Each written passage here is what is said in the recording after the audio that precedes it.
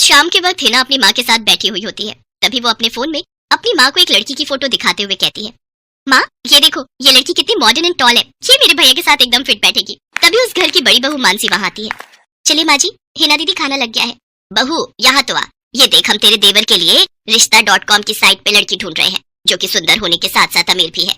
अब तेरे गरीब मायके वालों ने दहेज के नाम पर एक दो चीज पकड़ा दी बस, इसलिए अब मैं अपनी छोटी बहू अमीर खानदान की लाऊंगी जो कि भर भर कर दहेज लाए। हाँ, वो अपनी बड़ी बहू को ताने दे ही रही थी कि तभी उसका छोटा बेटा हितांश एक मॉडर्न लड़की के साथ घर आता है। उन दोनों के गले में वरमाला डली हुई थी। हितांश बेटा, ये लड़की कौन है? माँ ये जूली है और हम दोनों ने शादी कर ली है। क्या तुम दोनों ने शादी कर ली? मैं नहीं मानती इस शादी को। हाँ तो किसे फर्क पड़ता है आपके मानने या ना मानने से? वैसे भी वो कहावत तो आपने सुनी ही होगी कि जब मियाँ बीवी राजी तो क्या करेगा काजी। मैं जानती हूँ, जरूर इस डायन ने ही तुझे भड़काया होगा। मैं इस डायन को हरगिज अपनी बहू नहीं मानूंगी। भले ही आप ना मानो, लेकिन लीगली तौर पर मैं ही तो हूँ आपकी बहू। इसलिए अब जल्दी से जाइए और आरती की थाली लाकर मेरा गृह प्रवेश कीजिए।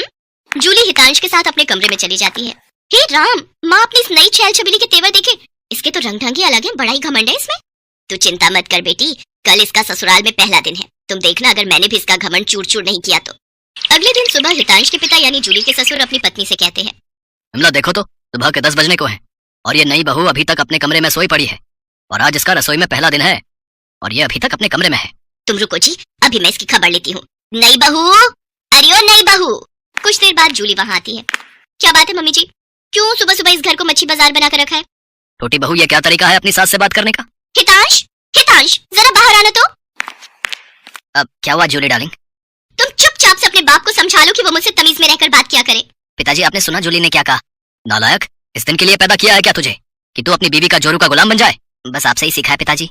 जूली की सास खाने की लिस्ट नई बहू के हाथ में देती है और कहती है, ये ले, ये तेरी पहली रसोई की लिस्ट है, आज तुझे ये सब खाना हम सबके लिए बनाना है।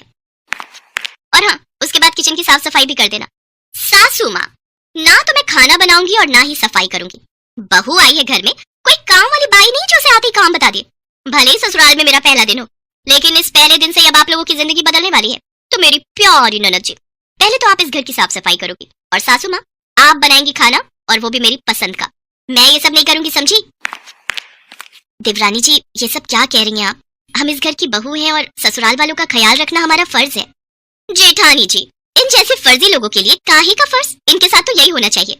बड़ी जुबान चलती है तेरी, मैं तो तुझे छत से धक्का ही दे दूंगी, फिर तू भूतनी बनकर भटकती रहना। और ये हो गई आपकी कही बातों की सारी रिकॉर्डिंग। अब अगर सासू माँ